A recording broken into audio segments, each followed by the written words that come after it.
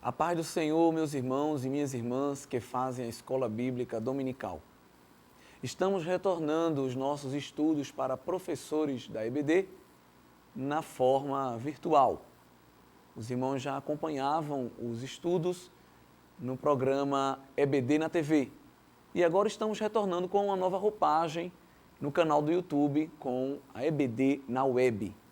E teremos estudos bíblicos não apenas para a classe de adultos, mas também para a classe de jovens. E este vídeo já é o primeiro estudo para esta classe.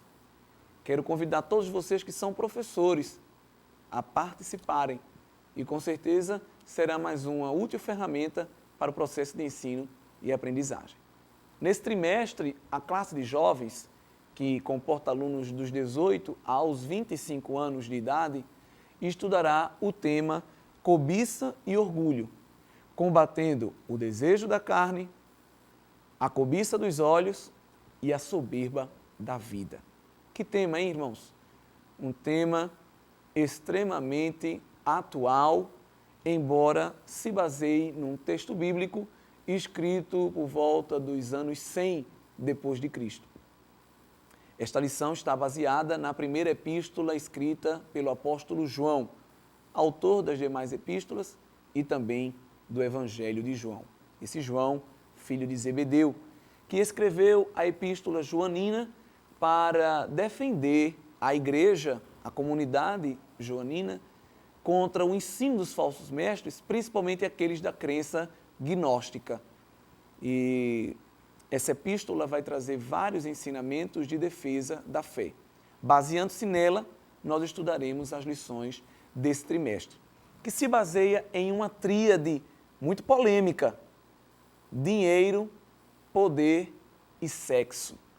Como o cristão deve se relacionar com esses três elementos da vida? E nós estaremos analisando isso, obviamente, à luz da Bíblia Sagrada.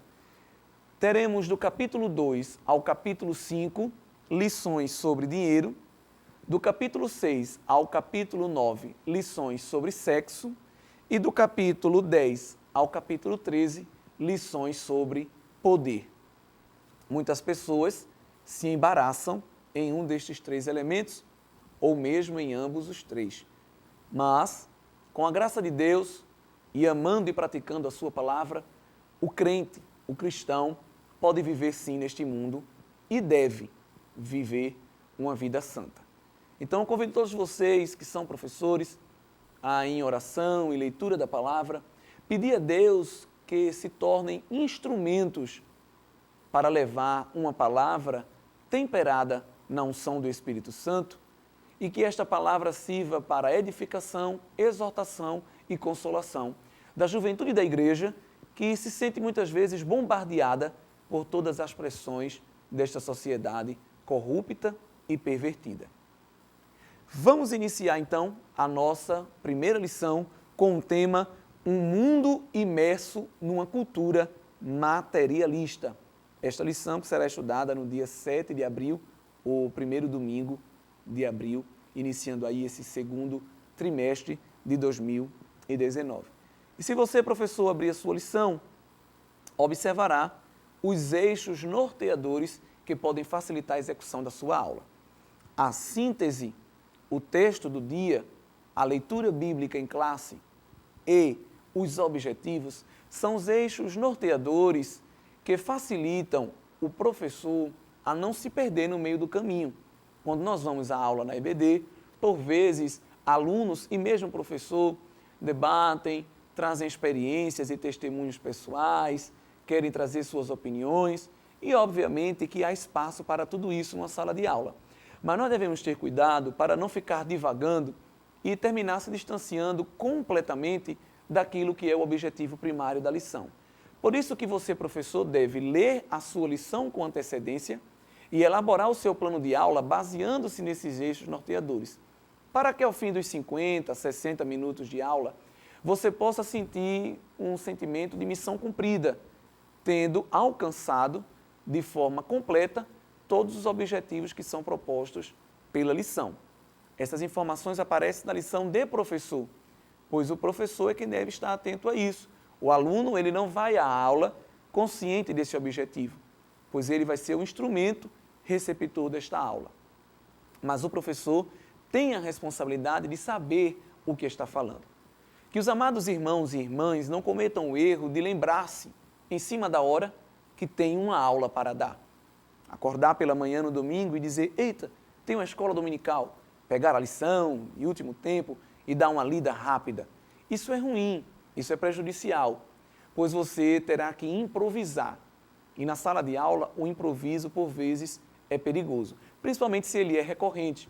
É importante que o irmão, a irmã, leia com antecedência, busque materiais, não se prenda apenas ao livro-texto que é a lição. Nós temos uma série de recursos de multimídia que estão ao nosso alcance no dia de hoje, ao instalar de dedos. Até mesmo o nosso aluno, hoje, ele já vem para a sala com uma bagagem de informações muito elevada. E é importante que o professor tenha esse senso de responsabilidade de surpreender, sempre com algo mais, dentro da revelação da palavra, pela iluminação do Espírito Santo e também na busca de ferramentas que estão ao seu alcance. Então, voltando para esses eixos norteadores, o texto do dia da lição 1 está na primeira epístola de João, capítulo 2, versículo 15. Não ameis o mundo, nem o que no mundo há. Se alguém ama o mundo, o amor do Pai não está nele. A síntese, que é parecido com a verdade prática encontrada na lição de adultos, nos diz que o crente vive em um mundo dominado por uma cultura materialista, egoísta e efêmera, mas não se deixa dominar por ele. O seu prazer é fazer a vontade de Deus. Chamando a atenção para a palavra efêmera, que significa passageiro, transitório, algo que se vai rapidamente. Essa cultura do mundo é muito presa ao eu, ao ego, às coisas materiais, palpáveis e visíveis, e tudo isso passa rápido, é transitório. Como diz o apóstolo Tiago, é como uma fumaça de um vapor, que nós olhamos e de repente não encontramos mais. Mas a vontade de Deus é eterna, e é sobre isso que a lição discorrerá. O texto bíblico está baseado na primeira epístola de João, capítulo 2, versículos 15 ao 17, e é do versículo 15 também que se retira o tema central da lição, cobiça e orgulho, e os objetivos são 3 nesta lição inicial. Mostrar que aquele que ama o mundo não tem o amor do Pai, são coisas incompatíveis, amar ao mundo e amar a Deus. Explicar que a cobiça e a soberba são frutos de uma cultura materialista e refletir a respeito do materialismo temporário e a vontade eterna de Deus. Se você, professor, estiver atento a esses objetivos, ao fim da aula, eles serão contemplados e completados e, com certeza, o seu aluno sairá com o conhecimento bíblico construído devidamente. Vamos, então, fazer a leitura bíblica que é proposta em nossa lição e que você, professor, deve iniciar a aula utilizando-a, pois ela trará o tema central para os alunos. 1 João, capítulo 2, versículo 15 ao 17. Não ameis o mundo, nem o que no mundo há. Se alguém ama o mundo, o amor do Pai não está nele. Porque tudo o que há no mundo, a concupiscência da carne, a concupiscência dos olhos e a soberba da vida, não é do Pai, mas do mundo. E o mundo passa e a sua concupiscência, mas aquele que faz a vontade de Deus permanece para sempre. A epístola de João é escrita num tom fraterno, num tom amoroso, de amor entre os irmãos e de amor para com Deus. Tem um tom repreensivo, exortativo, mas o apóstolo, conhecido como o apóstolo do amor, sabe exortar de forma amorosa e carinhosa. Seriedade, mas sem severidade. Que Deus nos ajude também a sermos assim. As palavras-chave que estão bastante presentes nesta epístola, que é curta, composta apenas de 5 capítulos, são amor, comunhão, pecado, mandamento, justiça, injustiça e concupiscência. Essa palavra aparece muito no texto da primeira epístola de João. Observe, já vai aí uma dica de português, a EBD também, hein? você termina aprendendo português. A palavra é concupiscência e não concupiscência, como muitas pessoas falam. Uma palavra difícil, mas aí já é importante o professor abordá-la. De tanto falar, a gente ganha segurança. E aí podemos já partir para a etimologia, inclusive, da palavra concupiscência. Está aparecendo aí no vídeo a grafia da palavra no grego e significa no português desejo, cobiça. Muitas pessoas que frequentam o EBD, já nas classes do Departamento Infanto-Juvenil, já aprendem o significado da palavra concupiscência, o famoso significado que é o desejo desenfreado da carne, aquela vontade incontrolável de satisfazer a carne, satisfazer o pecado. Você, professor, já pode começar a sua aula tratando dessas palavras-chave: concupiscência, soberba e cobiça, que são entrelaçadas dentro desta lição. Outra palavra-chave da lição, caríssimo professor, está relacionado com mundo. Sim, o apóstolo vai dizer que nós não devemos amar o mundo, pois ele é incompatível com amor a Deus. Está aparecendo aí também no seu vídeo a grafia da palavra no grego, cosmos, bastante conhecido nosso, palavra recorrente no Novo Testamento, ocorre aí aproximadamente 180 vezes. Há outros termos gregos para a palavra mundo, mas aqui o apóstolo João está usando, está relacionado a cosmos. Na Bíblia, há diversas conotações para mundo. Por exemplo, o mundo físico, esse mundo criado por Deus, palpável, com os elementos naturais, minerais, animais, vegetais, o ar, o solo, a água. Tudo isto é o mundo, o planeta que nós vivemos, as constelações. Por exemplo, aquele que está em Atos, capítulo 17, versículo 24. A palavra usada ali para mundo é justamente essa, mundo físico. A outra conotação é para a humanidade em geral, as pessoas. Esse texto está lá em João 13,16, muito conhecido. Porque Deus amou o mundo de tal maneira. Este mundo aqui não está relacionado ao mundo físico, ao planeta, por exemplo, mas às pessoas em geral. E a terceira conotação é de mundo como sistema dominante, corrompido, que se opõe ao governo de Deus. E é justamente este significado que perpassará todas as lições deste trimestre. Mundo como um sistema corrupto que se opõe ao governo de Deus. Quando o apóstolo João diz que nós não devemos amar o mundo, ele não está se referindo ao mundo físico e nem à humanidade, mas está se referindo, obviamente, a esse sistema. Alguém que lê a Bíblia de forma inadvertida, sem um conhecimento bíblico mais aprofundado, pode pensar que se encontra aí uma contradição. Como é que Deus diz que não devemos amar o mundo, mas em João 3 diz que Deus amou o mundo?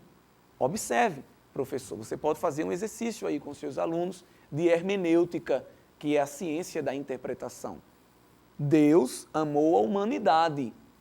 Nós, cristãos, não podemos amar o sistema mundano que domina essas relações que se dão no mundo afora. Também devemos cuidar, amar, zelar o mundo criado, o planeta físico. Obviamente que nós não adoramos a natureza, pois a natureza também é criatura, é obra das mãos de Deus. Mas nós devemos cuidar com essa questão da preservação ambiental, por exemplo. A igreja também deve dar exemplo, não devemos degradar aquilo que foi criado pelo Senhor. Por outro lado, não podemos também ter uma atitude de afastamento, frieza, insensibilidade com a humanidade. Porque Deus, que é santo, puro e perfeito, ama o homem, ama o pecador. Na Bíblia, somos orientados a amar todos esses que ainda não professam a fé, que não conhecem a Cristo como Salvador. O que nós não devemos amar, o que nós não devemos abraçar, o que nós não devemos tomar para nós é esse sistema corrupto que é oposto, que é contrário à vontade boa, perfeita e agradável de Deus. Romanos capítulo 12 e versículo 2 e não vos conformeis com este mundo, mas sejais transformado pela renovação do espírito do vosso entendimento. Quando o apóstolo Paulo diz que não devemos nos conformar, não devemos entrar no molde do mundo, ele está falando do sistema corrupto, o sistema mundano que se opõe a Deus. Outro exemplo, e vale a pena nos aprofundarmos, e você também em sua classe, está lá na Epístola de João, no capítulo de número 17. Um discurso muito lindo do Senhor Jesus, em que ele utiliza de forma recorrente a palavra mundo. Evangelho de João, capítulo 17, versículos 11 ao 14. Vamos ler. E eu já não estou mais no mundo, mas eles estão no mundo, e eu vou para ti.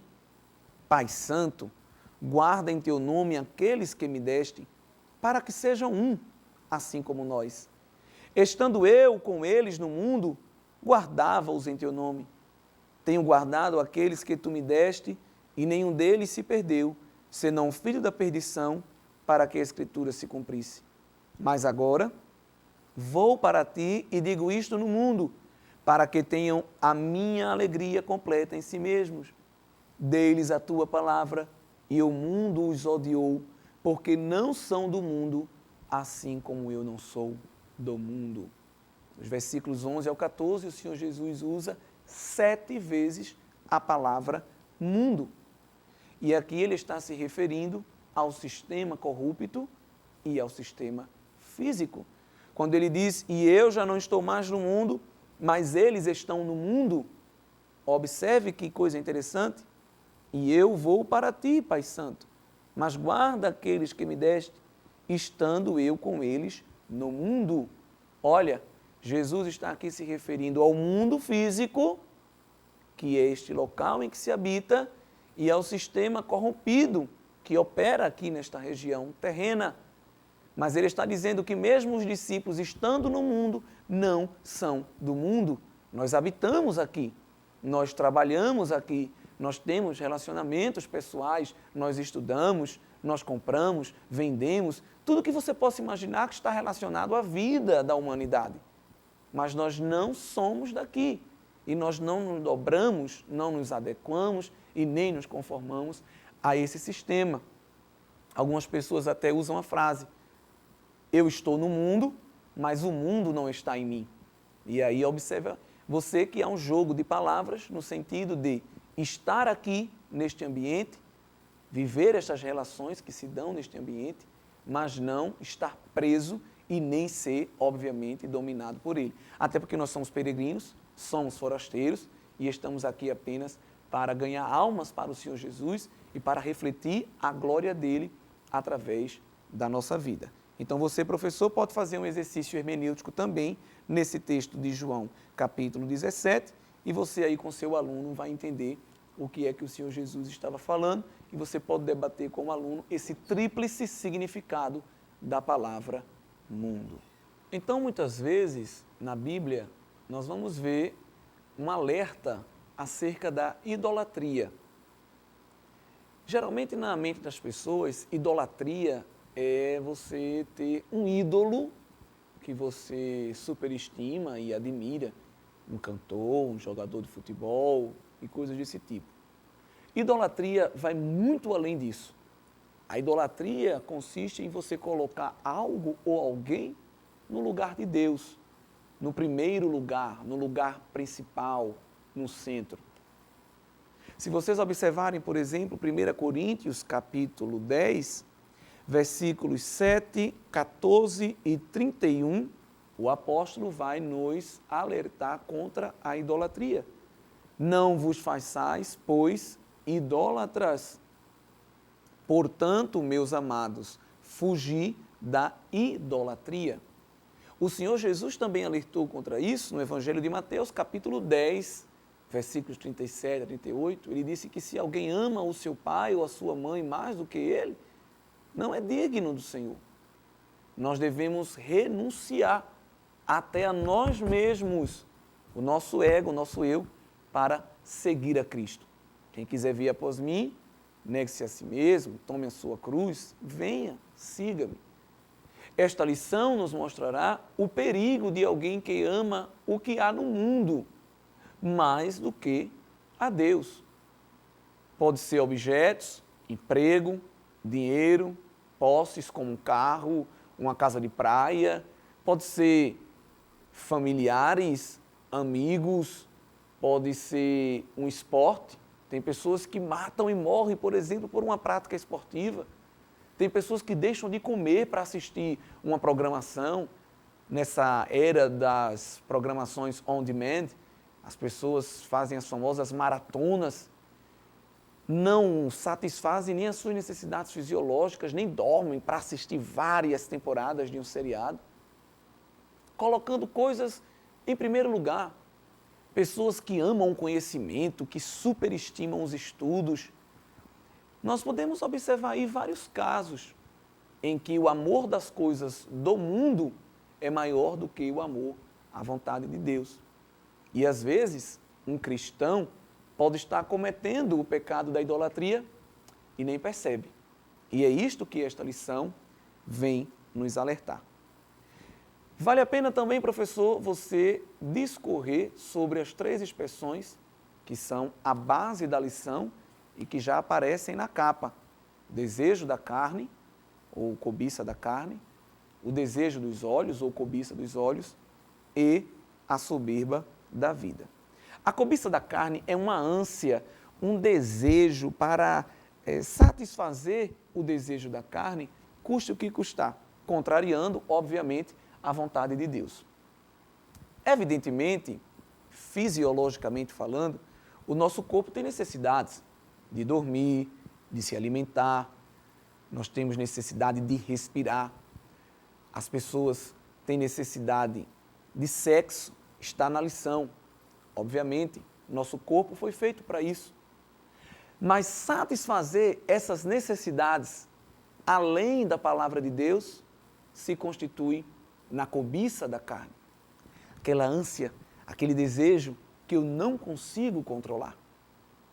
E a lição, não só a primeira, mas as próximas que virão, nos mostrarão o perigo de satisfazer esses desejos. A cobiça da carne, geralmente, numa visão equivocada, muitas pessoas pensam que se refere apenas a pecados sexuais, prostituição, por exemplo. Não! A cobiça da carne pode ser uma glutonaria, por exemplo, pessoas que comem além do que devem, pessoas que, por exemplo, são até alérgicas a um alimento ou outro, pessoas que têm restrições alimentares, pessoas que já estão fartas, pessoas que estão com alguma doença e não podem comer certo alimento, mas por um desejo da carne desenfreado, elas não conseguem nem se conter e depois até se prejudicam. Por exemplo, um diabético que não pode ver doce, mas vive comendo doce, ou um hipertenso que não pode ver sal, mas vive comendo comidas salgadas. Isso aí é o desejo da carne, é a cobiça, é a ânsia da carne. Não diga que somos fanáticos, fundamentalistas, tudo é pecado. Não é isso que a Bíblia ensina. O que a Bíblia mostra é o perigo de colocar essas coisas em primeiro lugar. Pessoas, por exemplo, que não conseguem fazer um jejum, não conseguem passar uma manhã de consagração, porque não podem perder o apetitoso café da manhã. Isso é um perigo, pois a vida cristã é uma vida de renúncias. E nós teremos a oportunidade desse trimestre de refletir sobre tudo isso. Tiago, capítulo 1 e versículo 14, nós temos aí um texto bíblico bastante interessante. Mas cada um é tentado quando atraído e engodado pela sua própria concupiscência, pela sua própria cobiça, pelo seu próprio desejo. A tentação, que é um passo inicial do inimigo das nossas almas para nos trazer para o pecado, começa com o desejo. Obviamente que quem é tentado não está evidentemente pecando. O pecado é satisfazer a tentação. O Senhor Jesus foi tentado, mas não cedeu a nenhuma tentação. Por isso, ele não cometeu pecado e permaneceu ao longo da sua vida terrena santo e puro. Mas toda tentação que culminará no pecado se inicia, obviamente, com o desejo. que geralmente é um desejo pequeno, implícito, sutil, mas que pode tirar o sono e pode fazer com que uma pessoa lute, custe o que custar, para satisfazer esse desejo. E aí nós já podemos falar da cobiça dos olhos. A cobiça ou o desejo dos olhos são aqueles desejos ilícitos que são alimentados pela janela da alma, que são os nossos olhos. A maior parte dos pecados começam com o desejo pelo que se vê. A visão é um órgão do sentido muito bombardeado pelo inimigo das nossas almas, pois é através da visão que muitas vezes a porta da tentação se abre para o pecado.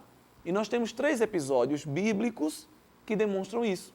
Um exemplo é Eva, está lá em Gênesis capítulo 3, versículos 6 e 7, que desejou comer do fruto proibido a partir do momento que o viu e foi, obviamente, enganada pela serpente. Mas a sua visão, o desejo dos olhos, a cobiça dos olhos, corroborou para esse sentimento.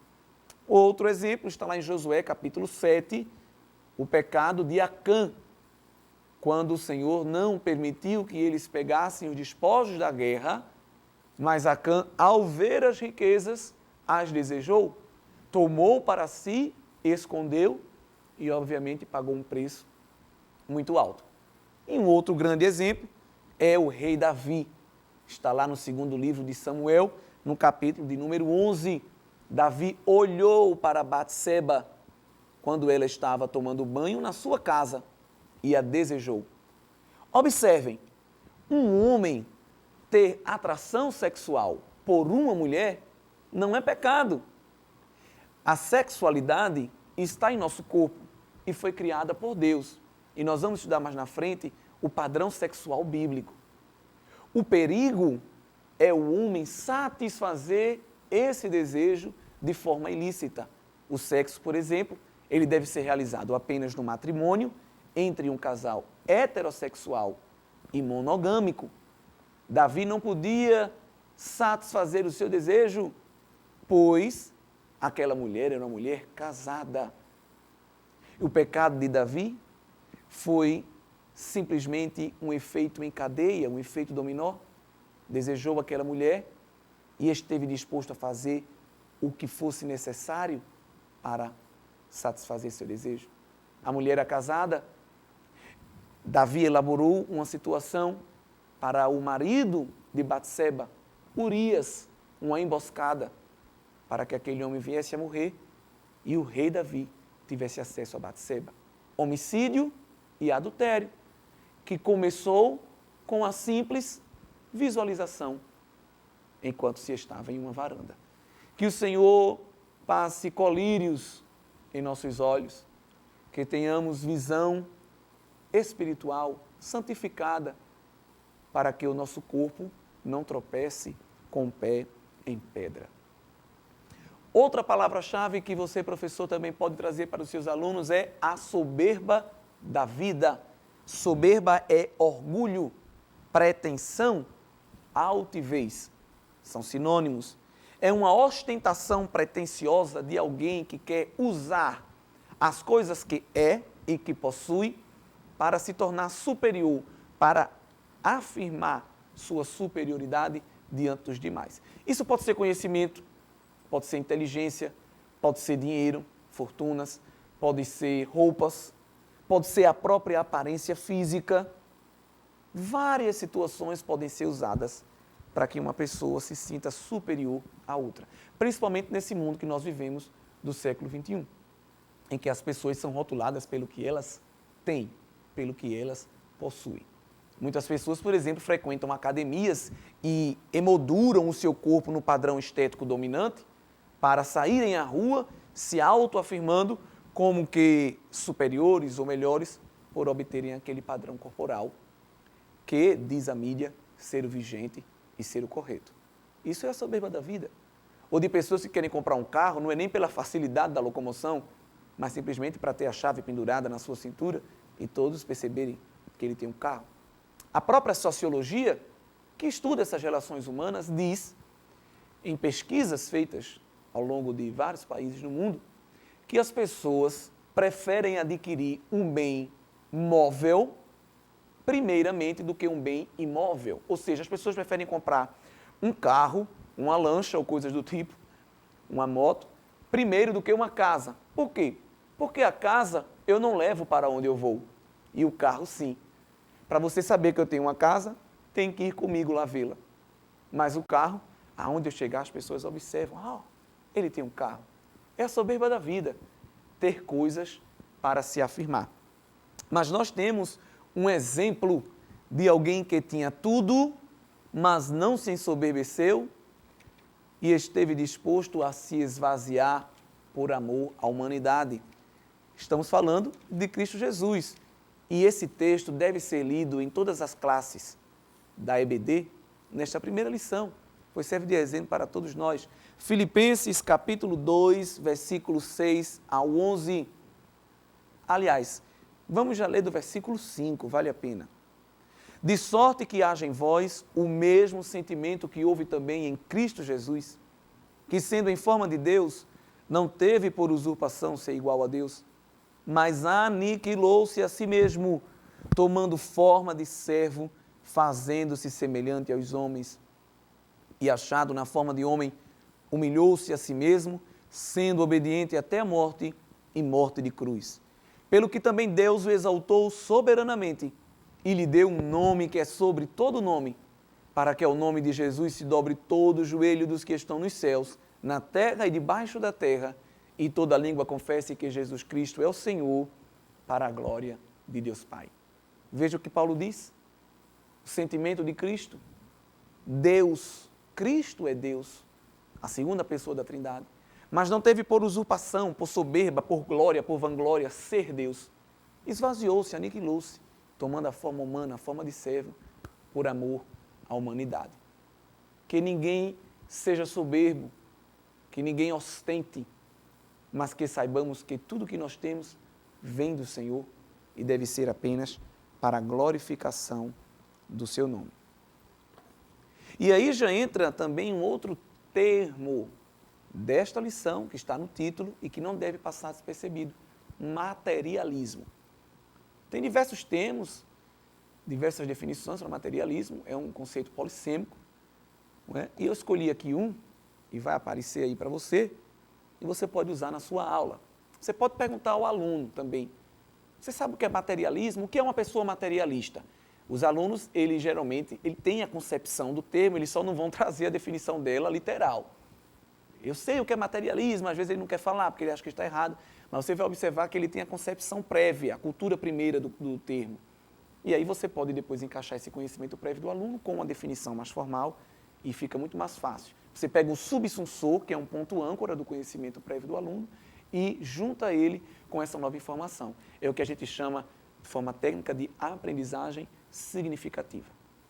Materialismo é uma doutrina filosófica que diz que as únicas coisas que existem no mundo são substâncias materiais. O real é material. Os fenômenos mentais, a consciência, as sensações, os sentimentos são explicados como modificações também da substância material, sem relação nenhuma com substâncias mentais ou espirituais. Isso é antigo, não surgiu agora, começou lá no 5º século a.C. com Demócrito, na Grécia, os atomistas. O pessoal da química conhece bem isso daí. As primeiras teorias do átomo. A matéria é formada pelo átomo. Não. Tomo partes, ou seja, a substância indivisível. Se eu reduzir toda a matéria, eu vou chegar ao nível do átomo. E tudo é constituído de átomo. O que não é material não existe. É apenas uma extensão dessa estrutura material. Por isso que esta sociedade é considerada materialista, porque para ela apenas serve o que se toca, o que se vê, o que se adquire, o que se compra, o que se pode mostrar. E Jesus ele vai nos alertar muito nos evangelhos acerca do materialismo, porque tudo que é material é passageiro. Você compra algo hoje e amanhã já está necessitando novamente. Por isso que é uma insensatez se vangloriar em coisas materiais. Elas simplesmente passarão. Um exemplo disso está lá em Eclesiastes, capítulo 12. Algumas pessoas se vangloriam com o seu corpo, nesse culto ao corpo do século 21. Mas Salomão nos dá um retrato do envelhecimento, desse corpo que hoje está nos padrões estéticos, mas que amanhã vai se deteriorar.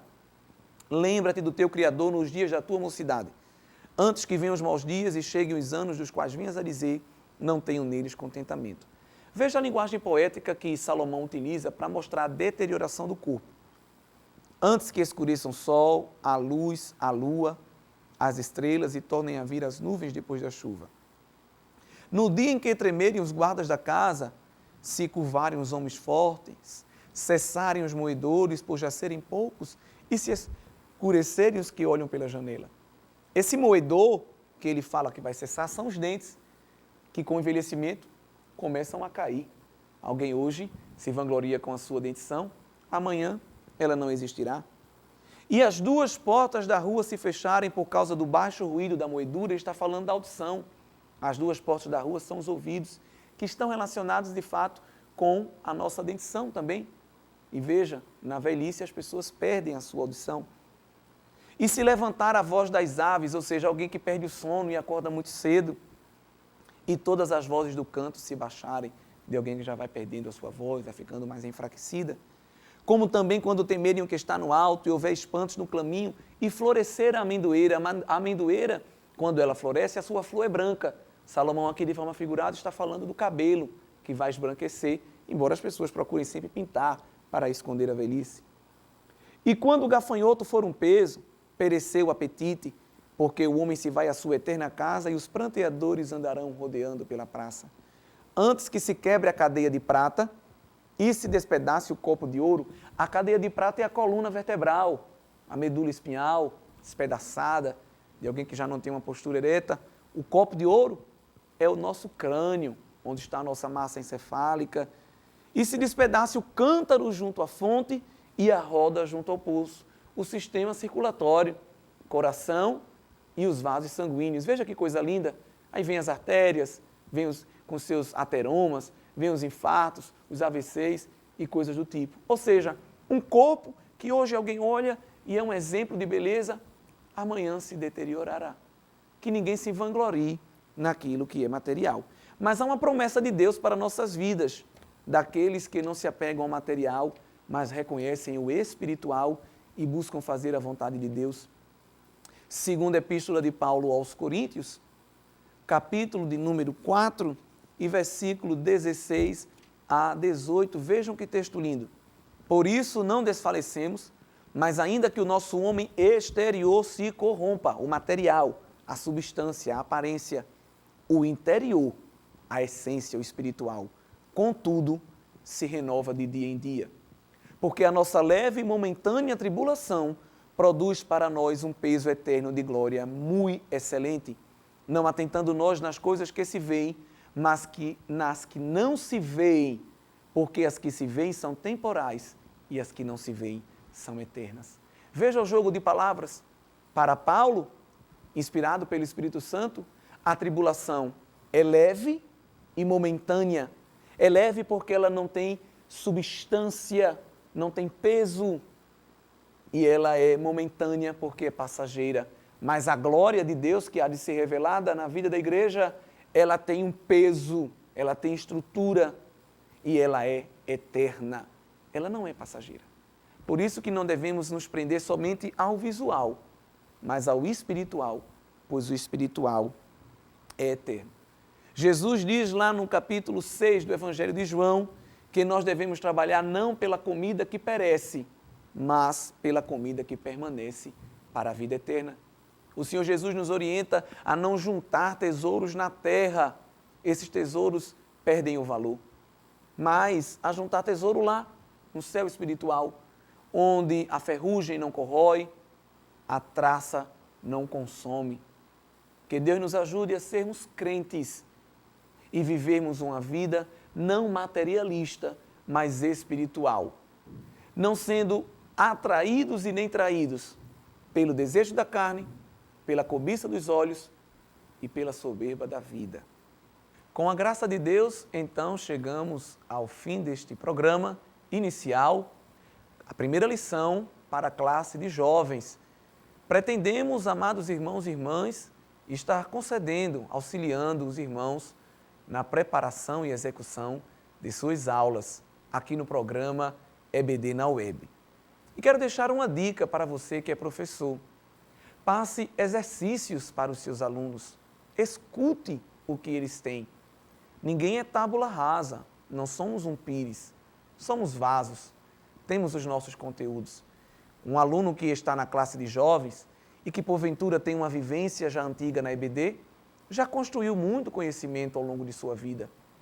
Lembre-se também que os seus alunos amanhã poderão estar no seu lugar como eventuais professores. Uma dica é passar exercícios e atividades para que eles se sintam na responsabilidade de voltar na outra semana. Não temos muito esse costume na EBD de passar atividades, avaliações. Achamos isso um pouco formal. Mas é importante dar espaço para o aluno de forma ativa construir o conhecimento e também um gancho, um elo, para que ele volte na semana posterior e traga também um reflexo do aprendizado. E também é um feedback para você, professor, de repente perceber se o aluno construiu aquele conhecimento de acordo com o que foi ensinado. Você pode usar aquela melhor resposta como um gabarito, pode convidar aquele aluno mais aberto, pouco menos tímido, para falar diante da classe. Pode até dar um brinde ou fazer uma menção. São estratégias que o Senhor nos concede para que a classe cresça não só em números, mas principalmente de forma espiritual. Então você pode pedir aí, ao fim da lição, para que os alunos pesquisem durante a semana versículos bíblicos que alertem o cristão na relação correta com o dinheiro, o sexo e o poder. Pois esta tríade vai ser o tema central da lição ao longo do trimestre. E como a partir do próximo trimestre já vamos trabalhar, a partir da próxima semana já vamos falar sobre dinheiro, já é importante o aluno começar a pesquisar e perceber que na Bíblia tem muita coisa que fala sobre esses três temas: dinheiro, sexo e poder. Peça para ele fazer em uma folha ou num caderno, ou mesmo em alguma parte aí da lição, textos bíblicos que ensinam o crente a lidar com essas problemáticas. Com certeza será muito proveitoso. Que Deus ajude a todos nós, professores, professoras da Escola Bíblica Dominical, que vidas sejam acrescentadas ao reino de Deus. A EBD é um ambiente de ensino, de evangelismo e de discipulado. A responsabilidade é grande, mas não estamos só. O Espírito Santo de Deus está conosco e com certeza nos fará prosperar. Que Deus abençoe a todos, em nome de Jesus.